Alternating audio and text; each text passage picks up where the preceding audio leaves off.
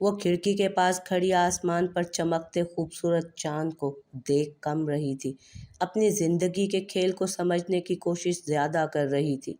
उसका दिल बुझ गया था।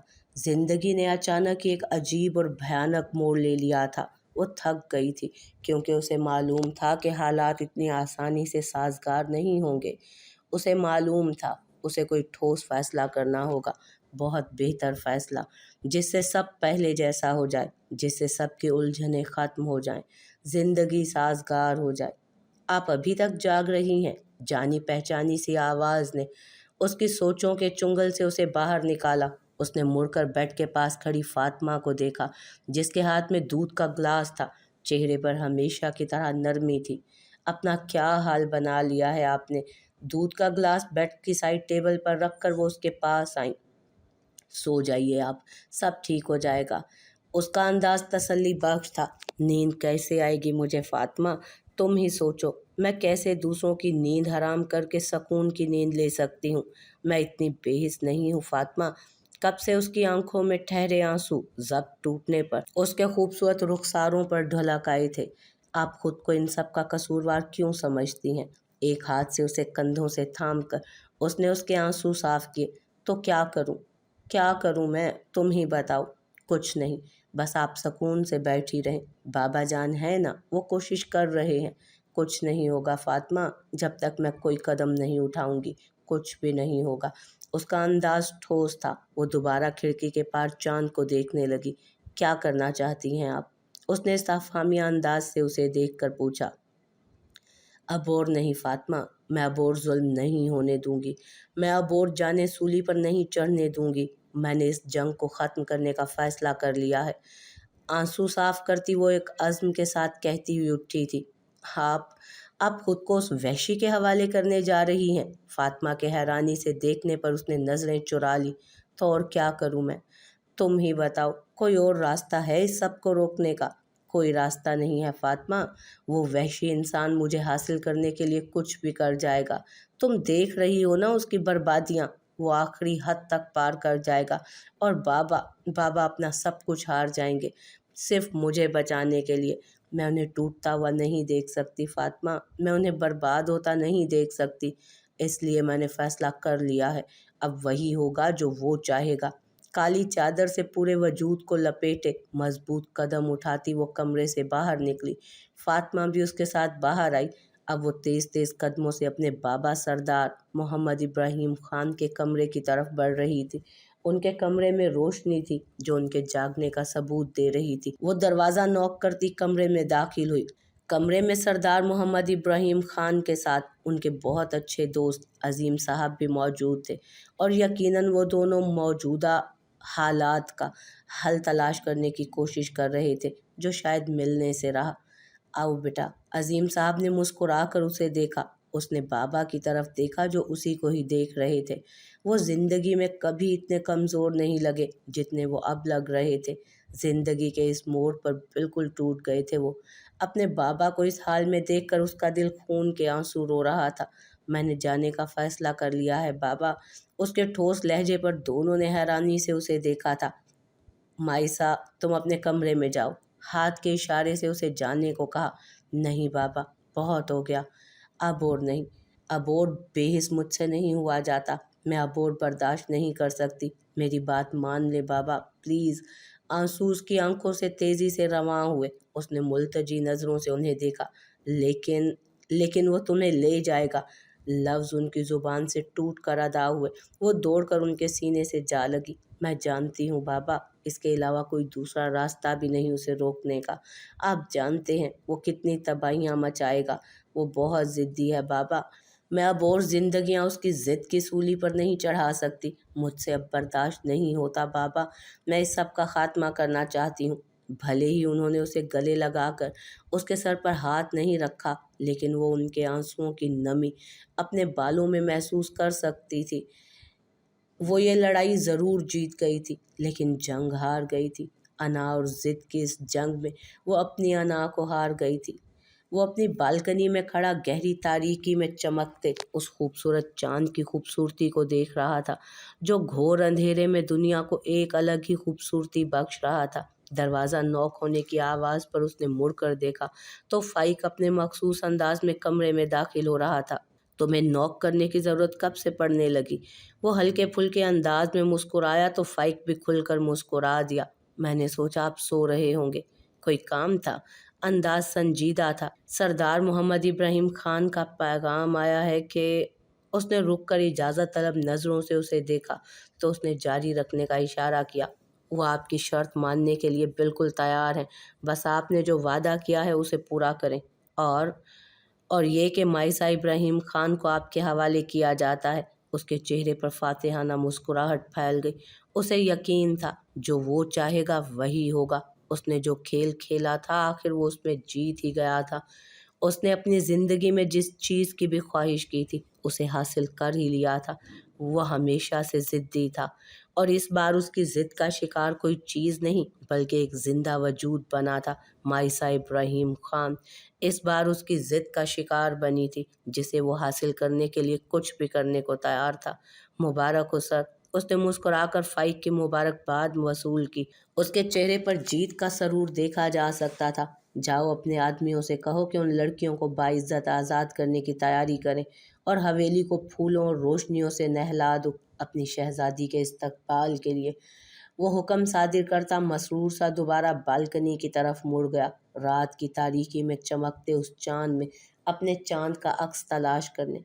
सरदार मोहम्मद इब्राहिम खान की, जमालपुर के सरदार सदाम जहांगीर खान की शर्त मानने की खबर पूरे आदमपुर में जंगल की आग की तरह फैल गई। उनके इस फैसले को जहां कुछ लोग सुनकर हैरान थे तो कुछ खुश थे, जबकि कुछ लोगों के तासुरात मिले जुले थे।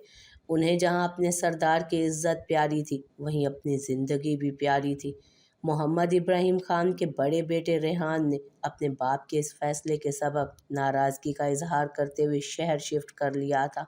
माइसा को बहुत अफसोस हुआ अपने भाई के इस अमल पर। वो जानती थी कि उसने ये फैसला करके बहुत बड़े तूफान को रोक लिया है, लेकिन वो ये भी जानती थी कि उसका ये कदम उसकी ज़िंदगी में कितनी मुश्किलात पैदा करने वाला है। वो आने वाले इम्तहान के लिए खुद को तैयार कर चुकी थी।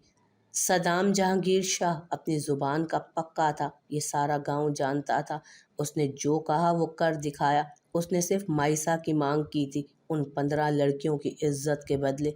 उसने सिर्फ एक शहजादी की शर्त रखी थी, एक अकेली शहजादी।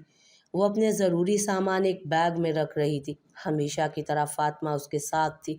वो उसके चेहरे के तासुरात से उसके दिल का हाल जानने की कोशिश कर रही थी, लेकिन नाकाम रही। मैं भी आपके साथ चल रही हूँ। नहीं, तुम मेरे साथ नहीं आ सकती। मैंने सबको मना कर दिया है और उन सब में तुम भी हो।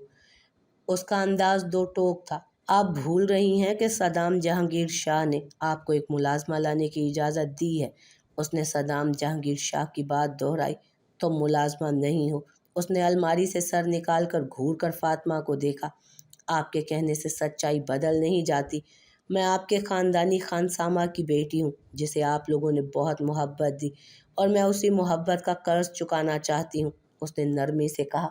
मोहब्बत के कर्ज चुकाए नहीं जाते फातिमा बीबी। जो भी हो, लेकिन मैं आपके साथ जा रही हूँ। मैंने बाबा जान से बात कर ली है। तुम क्यों नहीं समझती फातिमा? मैं नहीं चाहती कि मेरी वजह से तुम्हारी ज़िंदगी भी बर्बाद हो। वो अफसुर्दगी से बोली तो वो मुस्कुरा दी। इंशाअल्लाह किसी की ज़िंदगी बर्बाद नहीं होगी। जब इतना बड़ा फ़ैसला कर ही लिया है तो अल्लाह पर भरोसा भी रखें। उसका अंदाज नासिहाना था। अल्लाह के भरोसे ही तो इतना बड़ा कदम उठाया है। वो दोनों आपस में बातें कर रही थीं कि दरवाजे पर किसी ने हल्के से दस्तक दी। आसिम, तुम कहाँ थे आसिम? मैंने तुम्हें कितना याद किया, तुम नहीं जानते। अंदर दाखिल होते आसिम को देखकर उसका पसमुर्दा चेहरा खिल उठा था। वो जल्दी से उठकर उसके पास गई जो कि कमरे के वस्त में आ खड़ा हुआ संजीदगी से उसी को देख रहा था, जबकि फातिमा आसिम को सलाम करती कमरे से बाहर निकल गई। ये तुमने क्या कर दिया है माइसा? कम अज कम मेरा इंतज़ार तो कर लेती। उसके चेहरे पर खफगी, हैरानी और गुस्से के मिले जुले तासुरात थे। उसकी बात पर एक लम्हे को वो चुप सी उसे देखे गई, फिर उसके पास से हटकर दोबारा बेड की तरफ बढ़ गई। तुम नहीं जानते आसिम, हालात कितने साजगार हो गए थे। मैं सब जानता हूँ। बाबा मुझे पल पल की खबर दे रहे थे। आखिर तुमने इतना बड़ा कदम बिना सोचे समझे कैसे उठा लिया? बाबा हर तौर से इब्राहिम अंकल की मदद कर रहे थे। फिर क्यों किया तुमने ऐसा? उसका शिकवा करना बजा था। वो दोनों बचपन के दोस्त थे, एक साथ खेल कूद कर बड़े हुए थे। आसिम सरदार मोहम्मद इब्राहिम खान के बचपन के दोस्त अजीम खाकवानी का सबसे छोटा और लाडला बेटा था। वो दोनों एक दूसरे को पसंद करते थे और उन दोनों के बीच अंडरस्टैंडिंग भी बहुत ज़बरदस्त थी। उन दोनों की पसंदीदगी को देखकर दोनों खानदानों ने दोस्ती को रिश्ते में बदल दिया था। लेकिन ज़रूरी नहीं है कि ज़िंदगी में सब अच्छा ही हो, सब कुछ आपकी मर्ज़ी के मुताबिक ही हो। ज़िंदगी आपको खुशियाँ ही दे। ज़िंदगी तो खुशी और गम के मिले जुले संगम का नाम है। एक लम्हा खुशी तो दूसरा लम्हा गम की जद में। ज़िंदगी इम्तहान है, और जो इस इम्तहान को हिम्मत और सब्र से पार कर गया, समझो उसने ज़िंदगी जीने का राज जान लिया। मंगनी के बाद आसिम आगे की पढ़ाई के लिए बैरून मुल्क चला गया, और यहाँ उसकी हंसती मुस्कुराती ज़िंदगी में सदाम जहांगीर जैसा तूफ़ान आया जो एक पल में सब कुछ उड़ा ले गया, यहाँ तक कि माइसा इब्राहिम खान को भी। अजीम अंकल ने बड़ी मदद की है हमारी आसिम। वो हर लम्हे पापा के साथ कंधे से कंधा मिलाकर चले, उन्हें कभी टूटने नहीं दिया। लेकिन कभी कभी हमें खुद को भूल कर कुछ ऐसे फैसले करने पड़ते हैं जिससे सबकी भलाई हो। मैं अपने बाबा की इज्जत को बचाने के लिए उन 15 लड़कियों के घर वालों की इज्जत को दांव पर नहीं लगा सकती। मैं अपनी खुशी के आगे उन्हें रुस्वा नहीं कर सकती। वो रुख फेर गई। और मेरा क्या होगा? इतने लोगों के बारे में सोच लिया, लेकिन मेरे बारे में कुछ भी नहीं सोचा। वो उसके सामने आकर बोला, सोचा है ना, तुम्हारे बारे में भी सोचा है। तुम बहुत अच्छे हो आसिम, तुम्हें मुझसे भी अच्छा हमसफ़र मिल जाएगा इंशाल्लाह। उसने अफसुर्दगी से उसे देखा, जिसकी आंखें ज़ब्त से लाल हो गई थी। मैं कुछ नहीं जानता, अब भी वक्त है माइसा, मेरे साथ चलो तुम। मैं तुम्हें इन सब से बहुत दूर ले जाऊंगा, तुम्हें कभी कोई तकलीफ़ नहीं होने दूंगा। उसका हाथ पकड़े वो बहुत मोहब्बत से बोला, और उन माँ बाप का क्या होगा जो अपनी बेटियों के आने का, कल सुबह का बेसब्री से इंतज़ार कर रहे हैं? मैं उन्हें धोखा दे दूं, उन्हें खून के आंसू रोने पर मजबूर कर दूं? वो बराह रास्त उसकी आंखों में देखकर बोली, तुम जज्बात से काम ले रही हो माइसा, ऐसा कुछ नहीं होगा, बाबा सब संभाल लेंगे, कुछ दिनों बाद सब ठीक हो जाएगा। वो उसे कंधों से थाम कर कायल करने वाले अंदाज में बोला, नहीं आसिम, मैं जज्बात से काम नहीं ले रही। अगर तुम मेरी जगह होते तो तुम भी यही फैसला करते। हालात का तकाजा यही है, और मैं अपने फैसले से 1 इंच पीछे नहीं हटूंगी। बेहतर यही है कि तुम यहाँ से चले जाओ। उसका अंदाज दो टोक था, उसकी आंखों में एक अज़्म था। आसिम को उसकी बात से बहुत तकलीफ पहुंची थी। वो समझ गया था कि उसे देर हो चुकी है बहुत। लंबे लंबे डग भरता वो कमरे से बाहर चला गया। बेड पर बैठकर वो दोबारा पैकिंग करने लगी। कल सुबह ही सुबह उसकी रवानगी थी। सदाम जहांगीर खान ने यही शर्त रखी थी कि जब वो इस हवेली में कदम रखेगी तभी उन कैदी लड़कियों को रिहाई मिलेगी, वरना ताखीर उनकी इज्जत और ज़िंदगी दोनों के लिए ख़तरा साबित होगी। पूरे आस्तीन की सफ़ेद ढीली ढाली शर्ट पर काले कलर का ट्राउज़र पहने वो अपनी हवेली के अंदरूनी दरवाजे पर काफ़ी देर से खड़ा बाहरी दरवाजे को यकटुक देख रहा था। फाइक भी उकताए हुए चेहरे के साथ खड़ा, कभी फ़ोन कॉल रिसीव करता तो कभी दरवाजे पर नज़रें टिकाता, बखूबी उसका साथ दे रहा था। दूर से उन्हें एक मर्सिडीज़ उनकी हवेली की तरफ आती नज़र आई। उसके एक इशारे पर फ़ाइक लपक कर दौड़ा था और दरवाजे की तरफ बढ़ा, जहाँ से मर्सिडीज़ अंदर दाखिल हो रही थी। गाड़ी का दरवाज़ा खुलते ही लाल चादर में लिपटा एक वजूद बाहर निकला, जिसकी सिर्फ आंखें और हाथ ही नज़र आ रहे थे। माइसा इब्राहिम खान। उसने हल्की सांस में उसका नाम दोहराया और लंबे लंबे कदम उठाता उसकी तरफ गया, जो अभी तक गाड़ी के पास ही खड़ी थी। उसकी काली आंखें किसी भी तरह के एहसासात से आ रही थी। दो काली आंखें उन दो भूरी आंखों से नजरें मिलाने से गुरेज कर रही थी। वो बिल्कुल उसके सामने जा खड़ा हुआ। 6 फुट से निकलता कद, चौड़े शाने और कसरती बदन के मालिक सदाम जहांगीर शाह के सामने मुनासिब कद और खूबसूरत खतो खाल की मालिक आयशा इब्राहिम मायसा इब्राहिम खान जैसी छुई मुई सी शहजादी बिल्कुल छुप कर रह गई थी। वो इस बात से इनकारी नहीं था कि वो एक दिलकश सरापे की मालिक थी, जो कि उसके अंदर के वहशी जानवर को जागने की सलाहियत रखता था, जगाने की सलाहियत रखता था। اس کے خوبصورت گلابی گالوں پر موجود آنسوؤں کے نشان اس کے رونے کی گواہی دے رہے تھے۔ تیکھی سی کھڑی ناک میں موجود سونے کا چھلا اسے چھیڑ خانی کے لیے اکسا رہا تھا۔ وہ دھیرے سے جھکا، اس کی ٹھوری اپنے مضبوط ہاتھ سے پکڑ کر اس کا چہرہ اوپر کر کے اسے خود کو دیکھنے پر مجبور کیا۔ واضح خوف کے باوجود وہ اس کی آنکھوں میں ہمت اور بہادری کی جھلک بخوبی دیکھ سکتا تھا۔ تم میرے بارے میں کیا جانتی ہو؟ اس کے چہرے کے ہر نقش کو غور سے دیکھتا سرد اور سپاٹ لہجے میں اس نے سوال کیا۔ اس کے گلابی ہونٹ ہلکے سے ایک دوسرے سے جدا ہوئے۔ بنا کسی ہچکچاہٹ کے اس کی آنکھوں میں آنکھیں ڈالے اس نے مضبوط لہجے میں کہا، بے حس درندہ۔ اس کی نازک سی ٹھوری پر اس کے ہاتھ کی گرفت اتنی سخت تھی کہ انگلیاں اس کی جلد میں گھستی ہوئی محسوس ہو رہی تھی۔ درد کی شدت سے بے نیاز مائسہ ابراہیم خان بڑی بہادری سے اس کی آنکھوں میں آنکھیں ڈالے کھڑی تھی۔ انداز چیلنجنگ تھا۔ مائسہ ابراہیم خان نے سوچا کہ وہ اس پر چیخے گا، چلائے گا یا اسے چوٹ پہنچانے کی کوشش کرے گا، لیکن ایسا کچھ بھی نہیں ہوا۔ وہ بالکل اس طوفان کی طرح شانت، ٹھنڈا اور بے تاثر تھا جو آتے ہی چاروں طرف بربادی مچا دیتا ہے۔ اس نے اپنی زندگی میں بہت سارے خوبصورت مرد دیکھے تھے، لیکن جیسی خوبصورتی کا مالک صدام جہانگیر شاہ تھا ویسی خوبصورتی اس کی نظروں سے آج تک نہیں گزری تھی۔ چوڑے جبڑے پر ہلکی داڑھی، خوبصورت بھرے بھرے ہونٹ، سیاہ رات جیسی کالی مسحور کن آنکھیں، وہ آنکھیں جو شاید کئی راز رکھتی تھیں۔ کافی بہادر ہو تم۔ خود پر جمی اس کی گہری نظریں اسے جز بز کر رہی تھی۔ لال رنگ کا انارکلی اس کے خوبصورت سراپے کو دلکش بنا رہا تھا، جبکہ چادر سے اپنے وجود کو چھپانے کا انداز اسے پروقاریت بخش رہا تھا۔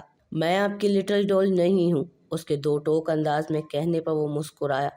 تم ہی تو ہو میری لٹل ڈول، میری جیت کا سرمایہ، میری زندگی کا حاصل۔ بھول گئیں میں نے تمہیں کس طرح حاصل کیا ہے؟ اس کی آنکھوں میں دیکھتا ہوا وہ پھنکارا تھا۔ دیکھنے کا انداز چیلنجنگ تھا کہ اب بولو، کیا بولتی ہو؟ اس کی بات پر وہ چپ سی ہو گئی۔ کہہ تو وہ ٹھیک رہا تھا، اور یہ بات وہ بہت اچھے سے جانتی تھی۔ ڈر اور خوف کی ایک شدید لہر اس کے رگوں میں دوڑی تھی۔ جواب دینے کی بجائے اس نے نظریں چرا لیں۔ اس کا یہ انداز صدام جہانگیر شاہ کو طائش دلانے کے لیے کافی تھا۔ اس نے غصے سے اس کا بازو پکڑ کر ایک جھٹکے سے اسے اپنی طرف موڑا۔ وہ جھٹکے سے اس کے سینے سے جا لگی۔ درد کی تیز لہر بازو میں اٹھی۔ اس نے کراہ کر اس کی طرف دیکھا۔ چھوڑے میرا ہاتھ، آپ مجھے تکلیف دے رہے ہیں۔ مائسہ ابراہیم خان نے اپنا بازو اس کی گرفت سے آزاد کرنے کی کوشش کی، جبکہ صدام جہانگیر شاہ کی گرفت اس کے بازو پر پہلے سے بھی زیادہ سخت ہو گئی۔ کبھی کسی نے مجھے نظر انداز نہیں کیا، اور نہ ہی کسی میں اتنی ہمت ہے کہ وہ مجھے یعنی صدام جہانگیر شاہ کو نظر انداز کر سکے۔ تم سے بھی میں یہی امید کرتا ہوں، ورنہ نتیجے کی ذمہ دار تم خود ہوگی۔ مائسہ ابراہیم خان وہ اس کی آنکھوں میں دیکھتا ہوا پھنکارا تھا۔ اس کی آواز دھیمی لیکن لہجہ سرد تھا۔ اس نے دوسرے ہاتھ سے جوڑے کی شکل میں بندھے اس کے بال جو دوپٹے کی وجہ سے ڈھکے ہوئے تھے بے دردی سے اپنی مٹھی میں جکڑ کر اس کی پشت پر کھول دیے۔ مائسہ ابراہیم خان اس کے سامنے رونا نہیں چاہتی تھی، لیکن نہ چاہنے کے باوجود بھی ہتک اور شرمندگی سے اس کی آنکھیں نمکین پانیوں سے بھر گئیں۔ وہ جانتی تھی وہ اس کے منہ سے جواب سننا چاہتا ہے، لیکن وہ جواب نہیں دینا چاہتی تھی، کیونکہ وہ جانتی تھی کہ اگر اس نے اس کا جواب دے دیا تو وہ اسے سسکنے پر مجبور کر دے گا، اور وہ جانتی تھی کہ وہ ایسا ضرور کرے گا۔ اسے جانے دو ذلیل انسان۔ ان کے داہنے طرف سے ایک آواز سنائی دی، جس سے مائسہ ابراہیم خان کو یہ احساس ہوا کہ وہ ابھی تک باہر ہی کھڑے ہیں۔ صدام جہانگیر شاہ نے گردن موڑ کر اپنے داہنی طرف دیکھا، جہاں مائسہ ابراہیم خان کا بڑا بھائی ریحان ابراہیم خان اس کے گارڈ کے بیچ گھرا کھڑا تھا۔ صرف یہی ایک شخص تھا جو صدام جہانگیر شاہ کا مقابلہ کر سکتا تھا۔ مائسہ تم سے کس نے کہا تھا کہ یہاں آؤ؟ وہ کسی طرح خود کو آزاد کر کے اپنی چھوٹی بہن کے پاس آنا چاہتا تھا جو اسے بیٹی کی طرح عزیز تھی۔ وہ اپنی بہن کو ایک سیکنڈ بھی اس درندے کے پاس نہیں چھوڑنا چاہتا تھا جس کا وحشی انداز وہ کچھ دیر پہلے ہی دیکھ چکا تھا۔ تمہاری بہن اب مجھ سے تعلق رکھتی ہے، یہ صرف میری ہے۔ صدام جہانگیر شاہ نے غصے سے غرا کر اسے اتنی زور سے جھٹکا کہ وہ لڑکھڑا کر زمین پہ جا گری۔ آہ! اس کے کراہنے پر دونوں نے چونک کر اس کی طرف دیکھا۔ اس سے پہلے کہ صدام اس کی طرف پہنچتا، ریحان جلدی سے اس کی طرف بڑھا اور سہارا دے کر اسے اٹھانے لگا۔ तुम इस दरिंदे के साथ नहीं जा रही हो, सुन रही हो ना मेरी बात? वो नरमी से उसके आंसू साफ करता बोला। इसका मतलब तुम और भी तबाहियां चाहते हो। तुमने अभी मेरी दरिंदगी देखी कहाँ है मिस्टर रेहान इब्राहिम खान? मैं तुम्हारे इस छोटे से गांव को मसल कर रख दूंगा, तुम्हारे लोगों को सिसकने पर मजबूर कर दूंगा। और तुम्हें पता है मिस्टर रेहान इब्राहिम खान कि मैं यानी सरदार सदाम जहांगीर शाह अपनी ज़ुबान का कितना पक्का हूँ। वो उसकी आंखों में देखता हुआ सफाकियत से बोला। उसके लहजे के साथ उसकी आंखों से भी सफाकियत झलक रही थी। माइसा इब्राहिम खान को हालात की संगीनी का एहसास हुआ। उसने दहल कर उन दोनों को देखा जो एक दूसरे की आंखों में आंखें डाले खड़े थे। नहीं भाई, उसकी आवाज़ पर दोनों एक साथ उसकी तरफ मुतवज्जो हुए। आप जाएं यहाँ से भाई, हम इसका सामना नहीं कर सकते, हम और जुल्म बर्दाश्त नहीं कर सकते। आप बेहिस हो सकते हैं लेकिन मैं नहीं, वो सदाम जहांगीर शाह की तरफ देखते हुए ऊंची आवाज़ में बोली। उसकी आंखों से आंसुओं की लड़ियां रवां थी। नहीं माइसा, कुछ नहीं होगा, मैं हूं ना, मुझ पर भरोसा रखो, हम इससे। नफ़ी में सर हिलाते माइसा ने रेहान की बात बीच में ही काट दी। हम इसका सामना नहीं कर सकते भाई, और ये बात आप भी अच्छी तरह जानते हैं। अपना ख्याल रखिएगा। मैं आपको बहुत याद करूँगी, मुझे अपनी दुआओं में ज़रूर याद रखना। रेहान भाई प्लीज़। वह हैरानी से उसे खुद से दूर जाता हुआ देखता रहा। ऐसा मत करो गुड़िया। उसने माइसा की तरफ हाथ बढ़ाया ही था कि सदाम उन दोनों के बीच में आ गया। फैसला अभी करो लिटिल डॉल। अगर तुम चाहती हो कि मैं तुम्हारे बाप के दिल को तलवार से टुकड़े टुकड़े करके तुम्हें अपने पास ले आऊं तो तुम शौक से जा सकती हो, या फिर जो हो रहा है उसे इसी हाल में कबूल करके सबके हक में भला करो। फैसला तुम्हारे हाथ में है, बर्बादी या सुलह। वो उस पर नजरें गाड़े सर लहजे में बोला। माइसा का दिल उसके लफ्ज़ों पर लरज उठा। वो बेहिस हो जाना चाहती थी लेकिन नहीं हो सकती थी। उसका दिल इस बात को गवारा नहीं कर सका कि वो अपनी खुशी के लिए हज़ारों मासूमों की खुशियाँ दांव पर लगा दे। वो सदाम जहांगीर शाह के पीछे सर झुकाकर खड़ी हो गई। आंसुओं की कई बूंदें उसकी भूरी आंखों से ढलक कर गुलाबी रुखसार तक का सफ़र तय कर गई। इसे अंदर ले जाओ। सदाम जहांगीर शाह ने उसका बाजू सख्ती से पकड़कर आगे अंदर की तरफ बढ़ाते हुए फाइक को इशारा किया। उसके चेहरे पर मसहूर कुन मुस्कुराहट थी, जबकि आंखों में एक दुनिया फतह कर लेने वाली चमक।